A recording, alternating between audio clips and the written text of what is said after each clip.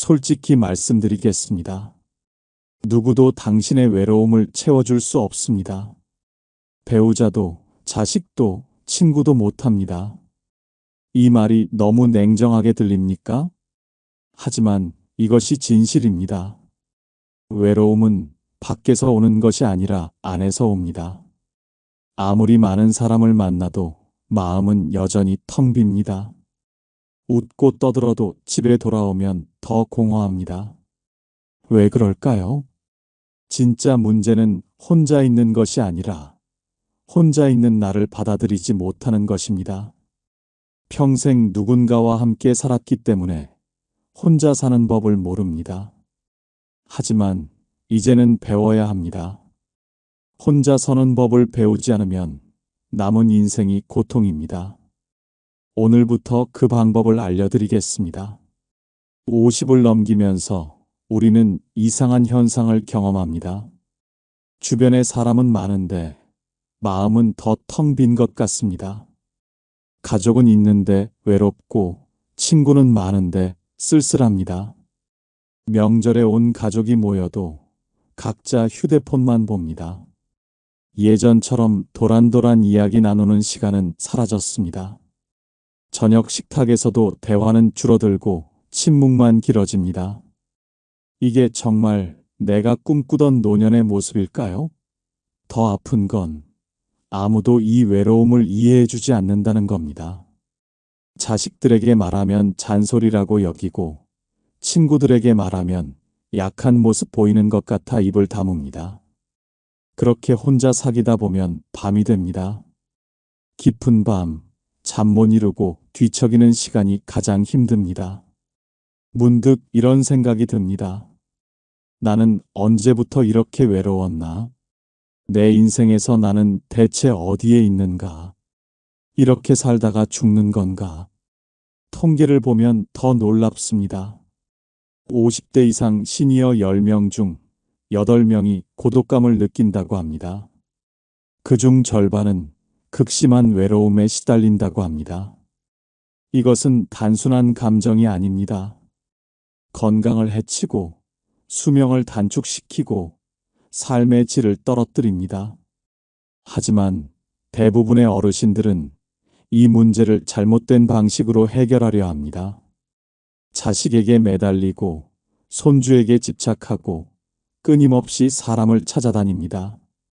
그러다 더 깊은 상처를 받습니다. 자식들은 부담스러워하고 새로 만난 사람들은 이용하고 결국 더 큰 외로움만 남습니다. 왜 이런 일이 반복될까요? 우리가 근본적인 진실을 외면하고 있기 때문입니다. 인간은 태어날 때도 혼자였고 살아가는 내내 본질적으로 혼자이며 죽을 때도 혼자라는 사실 말입니다.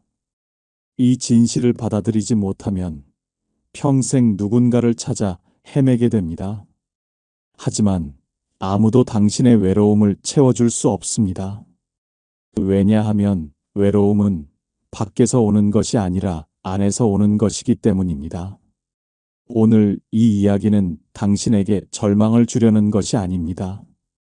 오히려 희망을 드리려는 것입니다. 혼자라는 진실을 받아들이는 순간 역설적으로 자유가 시작됩니다. 더 이상 누군가를 기다리지 않아도 되고 누군가에게 실망하지 않아도 됩니다. 혼자 서는 법을 배우면 비로소 관계도 건강해집니다. 혼자 행복할 줄 알면 눈 감는 그날까지 평화롭게 살 수 있습니다. 지금부터 그 방법을 알려드리겠습니다. 오늘 제 이야기가 조금이라도 마음에 와닿았다면 댓글에 네라고 적어주세요. 더 노력이 필요하다고 느끼셨다면 노라고 적어주세요. 여러분의 한마디가 다음 영상을 만드는 큰 힘이 됩니다. 이 영상이 도움이 되신다면 구독과 좋아요 부탁드립니다. 끝까지 보시면 인생이 달라지는 지혜를 얻으실 겁니다. 이제 한 분의 이야기를 들려드리겠습니다. 65를 넘긴 최동수 씨의 이야기입니다. 동수 씨는 평생 혼자인 적이 없었습니다. 23세 결혼해서 40년을 아내와 함께 살았습니다. 아들 하나, 딸 둘을 키우며 바쁘게 살았습니다. 회사 일, 집안일, 손주 돌보기까지 쉴 틈이 없었습니다. 그런데 63이 되던 해, 아내가 갑자기 쓰러졌습니다. 심근경색이었습니다. 병원에서 사흘을 버티다 아내는 세상을 떠났습니다. 동수 씨는 그제야 깨달았습니다. 40년을 함께 살았어도 결국 아내는 혼자 갔다는 것을. 장례를 치르는 동안 자식들이 곁에 있었습니다. 하지만 장례가 끝나자 모두 각자의 집으로 돌아갔습니다. 큰아들은 인천에서 직장을 다니고, 큰딸은 천안에서 사업을 하고, 작은 딸은 전주에서 살았습니다. 모두 자기 가족이 있고 자기 생활이 있었습니다. 동수 씨는 홀로 아파트에 남았습니다. 처음 한 달은 그저 멍하니 시간을 보냈습니다. 아내가 앉던 소파를 보고, 아내가 입던 옷을 보고, 아내가 쓰던 물건들을 보며 울었습니다. 2달째부터는 외로움이 밀려왔습니다. 밤이 무서웠습니다. 텅 빈 집에서 혼자 자는 것이 너무 무서웠습니다. 그래서 동수 씨는 자식들에게 자주 전화를 걸기 시작했습니다. 하루에 2번, 3번씩 전화를 걸었습니다. 처음에는 자식들이 다정하게 받았습니다. 하지만 점점 귀찮아하는 기색이 역력했습니다. 전화를 받지 않는 날도 많아졌습니다. 동수 씨는 더 외로워졌습니다. 그러던 어느 날, 동네 복지관에서 한 여자를 만났습니다. 60쯤 되어 보이는 여자였습니다. 그 여자는 동수 씨에게 다정하게 말을 걸었습니다. 함께 차도 마시고 밥도 먹고 산책도 했습니다. 동수 씨는 오랜만에 마음이 따뜻해졌습니다. 누군가 자기를 신경 써주는 것 같았습니다. 한 달쯤 지나자 그 여자가 돈 이야기를 꺼냈습니다. 아들의 사업 자금이 급하게 필요하다며 잠깐만 빌려달라고 했습니다. 동수 씨는 망설였지만 외로움이 판단을 흐렸습니다. 이 사람마저 잃으면 또 혼자가 될 것 같았습니다. 결국 700만 원을 빌려주었습니다. 그 뒤로 여자는 연락이 뜸해졌습니다. 한 달 뒤에 갚겠다던 약속은 지켜지지 않았습니다. 전화를 해도 받지 않았습니다. 복지관에도 나타나지 않았습니다. 동수 씨는 그제야 깨달았습니다. 자기가 이용당했다는 것을, 외로움을 못 견뎌 잘못된 사람에게 매달렸다는 것을. 동수 씨는 며칠을 울었습니다. 돈이 아까워서가 아니라 자신이 한심해서였습니다. 하지만 그 일을 계기로 동수 씨는 변하기 시작했습니다. 더 이상 누군가에게 기대지 않기로 했습니다. 혼자 있는 시간을 견뎌내기로 했습니다. 처음에는 힘들었습니다. 저녁 시간이 특히 고통스러웠습니다. 하지만 천천히 익숙해졌습니다. 혼자 밥을 먹고, 혼자 텔레비전을 보고, 혼자 잠자리에 들었습니다. 조금씩 마음이 편해졌습니다. 누구에게 기대지 않으니 실망할 일도 없었습니다. 누구에게 상처받을 일도 없었습니다. 자식들에게도 전화를 줄였습니다. 일주일에 한 번, 안부만 묻는 정도로 충분했습니다. 자식들도 오히려 그게 편한 것 같았습니다. 이제 동수 씨는 혼자 있는 시간이 나쁘지 않습니다. 아침에 일어나 근처 공원을 걷고, 도서관에서 책을 읽고, 집에서 요리를 합니다. 저녁에는 음악을 듣거나 일기를 씁니다. 누구도 필요 없습니다. 혼자여도 괜찮습니다. 동수 씨는 이제 압니다. 사람은 결국 혼자라는 것을, 그리고 혼자임을 받아들일 때 비로소 자유롭다는 것을. 동수 씨의 이야기에서 우리는 중요한 교훈을 얻습니다. 외로움을 피하려고 발버둥 칠수록 오히려 더 고통스럽다는 것입니다. 혼자라는 사실을 받아들이지 못하면 잘못된 선택을 하게 된다는 것입니다. 하지만 고독을 정면으로 마주할 때 새로운 평화가 찾아온다는 것입니다. 이것은 단순한 이야기가 아닙니다. 인생의 본질에 대한 이야기입니다. 우리 모두가 반드시 거쳐야 할 통과 의례입니다. 외로움을 견디지 못하면 평생 누군가에게 기대며 살게 됩니다. 그러다 결국 더 큰 상처를 받습니다. 하지만 고독을 받아들이면 비로소 자유로워집니다. 이제 왜 그런지 깊이 들여다보겠습니다. 우리는 왜 외로움을 이토록 두려워할까요? 심리학에서는 이것을 애착 이론으로 설명합니다. 인간은 태어나면서부터 누군가와 연결되기를 원합니다.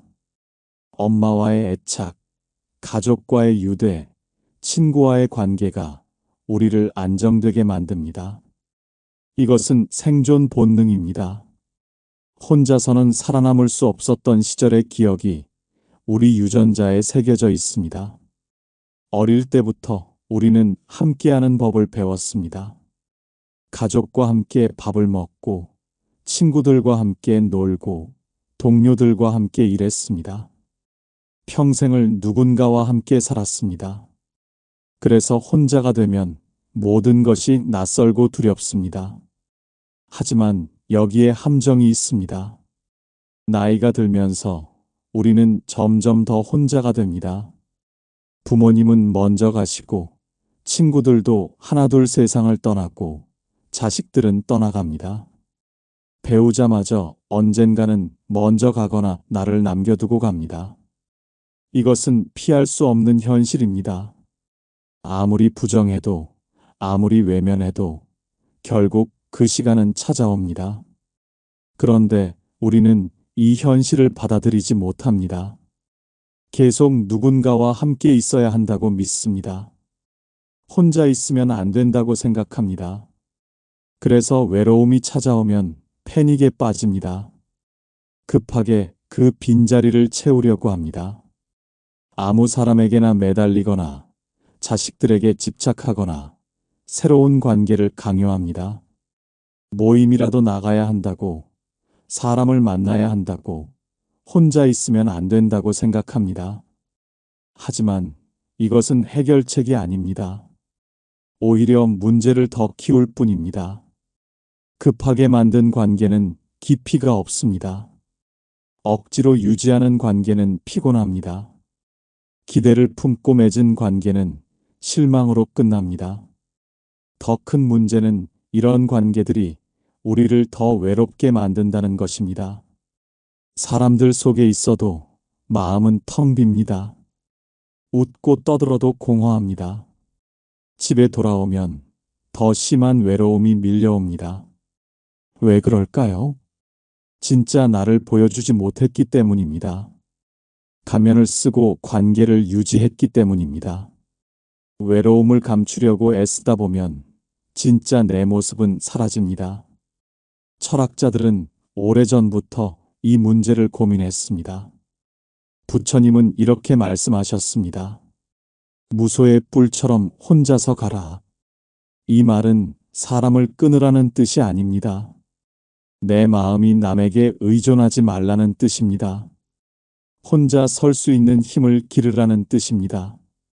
다른 사람이 있어야만 행복하다고 생각하지 말라는 뜻입니다. 쇼펜하우어도 비슷한 말을 했습니다. 고독할 수 있는 사람만이 진정으로 자유롭다고 했습니다. 혼자 있을 수 있는 능력이 없으면 평생 누군가에게 끌려다닌다고 했습니다. 남의 시선을 의식하고, 남의 평가에 흔들리고, 남의 기분을 맞추느라 내 삶을 잃어버린다고 했습니다. 여기서 중요한 구분이 있습니다. 외로움과 고독은 다릅니다. 많은 사람들이 이 둘을 같다고 생각하지만 전혀 다릅니다. 외로움은 누군가가 필요한데 없을 때 느끼는 결핍감입니다. 빈자리를 느끼는 것입니다. 누군가 그 자리를 채워주기를 바라는 마음입니다. 반면 고독은 혼자 있지만 평온한 상태입니다. 아무도 없지만 불편하지 않습니다. 오히려 편안합니다. 고독 속에는 평화가 있고 자유가 있고 충만함이 있습니다. 고독은 안을 향합니다. 내 안에서 평화를 찾습니다. 내 안에서 위안을 얻습니다. 내 안에서 기쁨을 발견합니다. 외로움은 고통이지만 고독은 자유입니다. 외로움은 밖에서 누군가를 찾게 만들지만 고독은 내 안에서 평화를 찾게 합니다. 외로움은 남이 필요하지만 고독은 나로 충분합니다. 많은 시니어들이 외로움과 고독을 구분하지 못합니다. 혼자 있으면 무조건 외롭다고 생각합니다. 그래서 계속 밖으로 나가 사람을 찾습니다. 하지만 사람들 속에 있어도 여전히 외롭습니다. 왜일까요? 외로움의 원인이 밖에 있는 것이 아니라 안에 있기 때문입니다. 외로움은 남이 없어서가 아니라 내가 나를 받아들이지 못해서 생깁니다. 혼자 있는 나를 인정하지 못하기 때문입니다. 혼자 있는 시간을 견디지 못하기 때문입니다.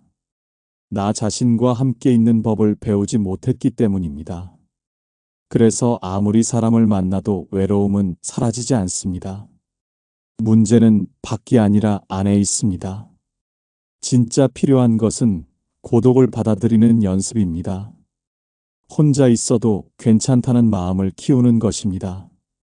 나 자신과 친구가 되는 것입니다. 심리학자들도 이것을 강조합니다. 정신적으로 건강한 사람은 혼자 있는 능력이 있다고 합니다. 혼자 있을 때도 불안하지 않고 편안하게 자기 자신과 함께 할 수 있다고 합니다. 이런 사람들은 관계도 건강합니다. 의존하지 않으니 상대를 있는 그대로 존중합니다. 집착하지 않으니 자유롭게 사랑합니다. 이제 관점을 바꿀 때입니다. 혼자라는 것을 불행으로 보지 말고 자유로 봐야 합니다. 외로움을 피할 것이 아니라 고독으로 바꿔야 합니다. 누군가에게 기대는 삶이 아니라 혼자 서는 삶을 살아야 합니다. 이것은 냉정하거나 차가운 태도가 아닙니다. 오히려 가장 현명하고 성숙한 태도입니다. 혼자 설 줄 아는 사람만이 진정으로 다른 사람과 건강한 관계를 맺을 수 있습니다. 기대지 않으니 실망하지 않고 집착하지 않으니 상처받지 않습니다. 있으면 감사하고 없어도 괜찮습니다. 이것이 진짜 자유입니다. 이것이 진짜 평화입니다. 그렇다면 어떻게 해야 할까요? 외로움을 고독으로 바꾸는 구체적인 방법이 있습니다. 실천 가능한 7가지 방법들이 있습니다. 지금부터 그것을 말씀드리겠습니다. 이것들은 단순해 보이지만 강력합니다. 작은 행동이지만 인생을 바꿉니다. 오늘부터 시작할 수 있습니다.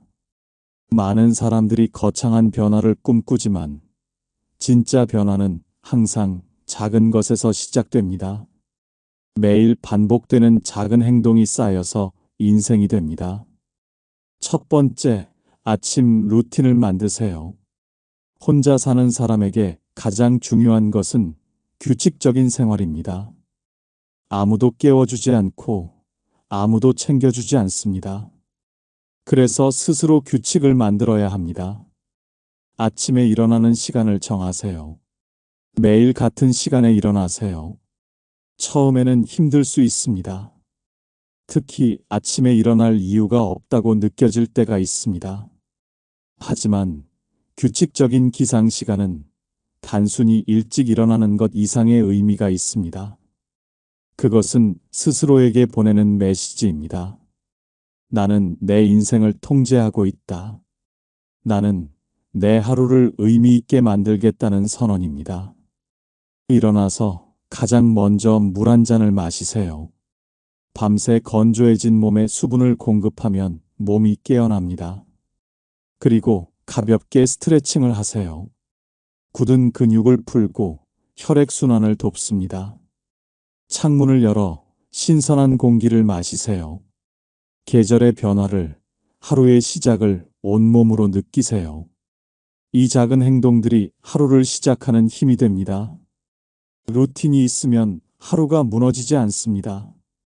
아무리 외로워도, 아무리 힘들어도 아침 루틴은 나를 지켜줍니다. 심리학자들은 이것을 행동 활성화라고 부릅니다. 작은 행동이 감정을 바꾸고 바뀐 감정이 또 다른 행동을 만듭니다. 선순환의 시작입니다. 두 번째, 걷는 시간을 가지세요. 하루에 30분만 걸으세요. 동네 한 바퀴, 공원 한 바퀴, 어디든 상관없습니다. 중요한 것은 매일 걷는 것입니다. 매일이라는 것이 중요합니다. 날씨가 좋을 때만 걷는 것이 아니라 비가 오든 눈이 오든 매일 걷는 것입니다. 걸으면서 주변을 관찰하세요. 나무를 보고, 하늘을 보고, 사람들을 보세요. 계절의 변화를 느끼세요. 봄에는 꽃이 피고, 여름에는 녹음이 우거지고, 가을에는 단풍이 들고, 겨울에는 눈이 옵니다. 이 모든 변화를 보는 것만으로도 위안이 됩니다. 걷는 동안에는 생각이 정리됩니다. 복잡했던 마음이 단순해집니다. 혼자 있어도 외롭지 않습니다. 리듬감 있는 걸음은 일종의 명상과 같습니다. 몸이 움직이면 마음도 움직입니다. 정체되어 있던 감정들이 흘러가기 시작합니다. 연구에 따르면 매일 30분 걷는 것만으로도 우울감이 크게 감소한다고 합니다. 약만큼이나 효과적이라는 연구 결과도 있습니다. 걷다 보면 작은 발견들이 있습니다.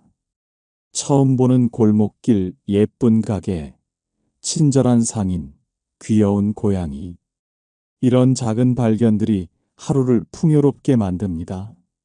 세상은 생각보다 넓고 아름답고 흥미롭습니다. 세 번째, 의미 있는 취미를 가지세요. 혼자 할 수 있으면서도 깊이 빠질 수 있는 취미가 필요합니다.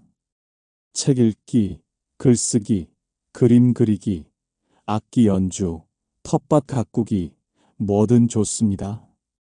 중요한 것은 그 시간 동안 온전히 집중할 수 있어야 한다는 것입니다. 취미에 빠져 있으면 시간 가는 줄 모릅니다. 외로움이 끼어들 틈이 없습니다. 내 안의 세계가 풍요로워집니다. 심리학자들은 이것을 몰입이라고 부릅니다. 영어로는 플로우라고 합니다. 몰입 상태에 있을 때 사람은 가장 행복합니다. 혼자여도 충만합니다. 취미는 단순히 시간을 때우는 것이 아닙니다. 그것은 자기 발견의 여정입니다. 내가 무엇을 좋아하는지, 무엇에 재능이 있는지, 무엇을 할 때 행복한지 알아가는 과정입니다. 많은 사람들이 평생 바쁘게 살면서도 정작 자신이 무엇을 좋아하는지 모릅니다. 혼자 있는 시간은 이것을 발견할 절호의 기회입니다. 또한 취미는 성취감을 줍니다. 조금씩 실력이 늘어가는 것을 보면 뿌듯합니다. 처음에는 서툴렀던 것이 점점 나아지는 경험은 삶의 다른 영역에도 긍정적인 영향을 미칩니다. 나는 할 수 있다는 자신감이 생깁니다. 네 번째, 최소한의 관계는 유지하세요. 혼자 사는 것과 사람을 끊는 것은 다릅니다.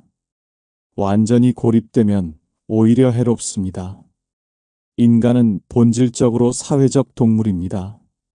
아무리 독립적인 사람도 최소한의 인간관계는 필요합니다. 일주일에 한 번 정도는 누군가와 만나세요. 자식이든 친구든 이웃이든 상관없습니다. 짧게라도 안부를 나누고 차 한 잔 마시세요. 대화를 나누고 웃고 작은 일상을 공유하세요. 이런 만남이 당신을 세상과 연결시켜 줍니다. 단 기대하지 마세요. 이것이 가장 중요합니다. 상대가 나를 채워줄 거라고 기대하지 마세요. 상대가 나를 행복하게 해줄 거라고 기대하지 마세요. 그저 스쳐 지나가는 인연으로 감사하게 여기세요. 기대 없는 만남은 부담이 없습니다. 있으면 좋고 없어도 괜찮습니다. 많은 사람들이 외로움을 느끼는 이유는 관계에 대한 기대가 너무 크기 때문입니다. 다른 사람이 내 외로움을 채워줄 거라고 기대합니다. 하지만 그것은 불가능합니다. 외로움은 결국 스스로 해결해야 하는 문제입니다. 다른 사람과의 관계는 보너스일 뿐입니다. 5번째, 감사일기를 쓰세요. 매일 저녁 잠들기 전에 오늘 하루 감사한 일 3가지를 적으세요. 작은 것도 좋습니다. 날씨가 좋았다. 밥이 맛있었다. 몸이 아프지 않았다. 이런 것들이면 충분합니다. 감사일기를 쓰면 관점이 바뀝니다. 없는 것에 집중하지 않고 있는 것에 집중하게 됩니다. 외로움이 아니라 고독에 감사하게 됩니다. 혼자 있는 시간이 고통이 아니라 선물로 느껴집니다. 감사는 마법 같은 힘이 있습니다. 같은 상황도 다르게 보입니다. 긍정 심리학의 연구에 따르면 매일 감사한 일을 기록하는 사람은 그렇지 않은 사람보다 훨씬 더 행복하다고 합니다. 우울감도 줄어들고 삶의 만족도도 높아집니다. 처음에는 감사할 것을 찾기 어려울 수 있습니다. 하지만 매일 쓰다 보면 점점 쉬워집니다. 세상을 보는 눈이 바뀌기 때문입니다. 감사할 것을 찾으려고 하루 종일 주의를 기울이게 됩니다. 그러면 정말로 감사할 일들이 많이 보이기 시작합니다. 6번째, 나 자신과 대화하세요. 혼자 있는 시간을 자기 성찰의 기회로 만드세요. 내가 진짜 원하는 것이 무엇인지, 무엇이 행복한지, 어떻게 살고 싶은지 생각해 보세요. 평생 남을 위해 살았다면 이제는 나를 위해 살 때입니다. 남의 기대가 아니라 내 마음을 따를 때입니다. 일기를 쓰거나 명상을 하거나 조용히 앉아 생각에 잠기세요. 이런 시간이 나를 더 잘 알게 합니다. 나와 친구가 되는 시간입니다. 많은 사람들이 자기 자신을 가장 모릅니다. 남들은 잘 알아도 정작 자신은 모릅니다. 혼자 있는 시간에 비로소 진짜 나를 만날 수 있습니다. 스스로에게 질문하세요. 나는 지금 행복한가? 내가 진짜 원하는 것은 무엇인가? 내 인생에서 가장 중요한 것은 무엇인가? 이런 질문들에 답하려고 노력하다 보면 내가 보입니다. 진짜 내가 원하는 것과 그냥 남들이 원한다고 생각해서 원하는 척했던 것이 구별됩니다. 7번째, 현재에 집중하세요. 과거를 후회하지 마세요. 미래를 걱정하지 마세요. 오직 지금 이 순간에 집중하세요. 지금 숨 쉬고 있는 것, 지금 살아있는 것, 지금 이 순간을 느끼세요. 과거는 이미 지나갔고 미래는 아직 오지 않았습니다. 우리에게 있는 것은 오직 지금뿐입니다. 지금 이 순간을 온전히 살아가세요. 이것을 마음챙김이라고 합니다. 현재 순간에 깨어 있는 것입니다. 많은 사람들이 과거의 후회나 미래의 걱정 속에서 살아갑니다. 과거의 실수를 반복해서 떠올리며 괴로워하고 아직 일어나지도 않은 미래를 걱정하며 불안해합니다. 하지만 과거는 바꿀 수 없고 미래는 알 수 없습니다. 우리가 할 수 있는 것은 오직 지금 이 순간을 잘 사는 것뿐입니다. 철학자 니체는 이렇게 말했습니다. 고독 속에서 자라지 않는 나무는 강한 나무가 될 수 없다. 우리는 지금 고독 속에 있습니다. 이것은 불행이 아니라 성장의 기회입니다. 혼자 서는 법을 배우는 시간입니다. 이 시간을 견뎌낸 사람만이 진정으로 자유로워집니다. 키르케고르는 이렇게 말했습니다. 고독은 인간이 자기 자신과 만나는 유일한 길이다. 사람들 속에 있으면 나를 잃어버립니다. 남의 시선에 맞추고 남의 기대에 부응하느라 진짜 나를 잊습니다. 하지만 혼자 있을 때 비로소 진짜 나를 만납니다. 내가 무엇을 원하는지, 무엇이 행복한지, 어떻게 살고 싶은지 깨닫습니다. 장자는 소요유를 말했습니다. 속박 없이 자유롭게 논의는 것입니다. 하지만 진짜 자유는 아무것도 안 하는 게 아닙니다. 의미 있는 활동을 하면서 즐기는 것이 진짜 자유입니다. 혼자 있되 무기력하지 않고 고독하되 외롭지 않은 상태입니다. 이제 행동할 시간입니다. 오늘부터 시작하세요. 내일부터가 아니라 오늘부터입니다. 지금 당장 시작하세요. 아침 루틴을 만들고 걷기 시작하고 취미를 찾고 감사일기를 쓰세요. 작은 행동 하나하나가 당신을 바꿉니다. 한 달만 해보세요. 분명히 달라진 자신을 발견할 것입니다. 외로움이 아니라 고독을 느낄 것입니다. 불안이 아니라 평화를 느낄 것입니다. 처음에는 어색할 수 있습니다. 익숙하지 않을 수 있습니다. 하지만 포기하지 마세요. 매일 조금씩 하다 보면 습관이 됩니다. 습관이 되면 노력하지 않아도 자연스럽게 됩니다. 그때쯤이면 당신의 삶은 이미 많이 달라져 있을 것입니다. 당신은 혼자가 아닙니다. 당신은 자유롭습니다. 혼자 설 줄 아는 사람만이 진정으로 행복합니다. 혼자 행복한 사람만이 눈 감는 그날까지 당당합니다. 오늘부터 당신의 인생은 달라질 것입니다. 혼자임을 받아들이는 순간 모든 것이 자유로워집니다. 고독은 저주가 아니라 축복입니다. 혼자 있는 시간은 고통이 아니라 선물입니다.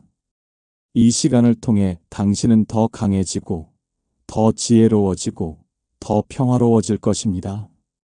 마지막으로 당신에게 말하고 싶습니다. 나이가 들수록 우리는 점점 더 홀로 서야 합니다. 이것은 슬픈 일이 아닙니다. 자연스러운 일입니다. 모든 사람이 겪는 일입니다. 중요한 것은 이것을 어떻게 받아들이느냐입니다. 두려움으로 받아들이면 고통입니다. 자유로 받아들이면 축복입니다. 선택은 당신의 몫입니다.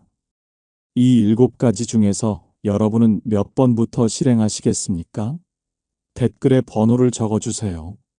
하나만 선택해도 좋고 여러 개를 선택해도 좋습니다.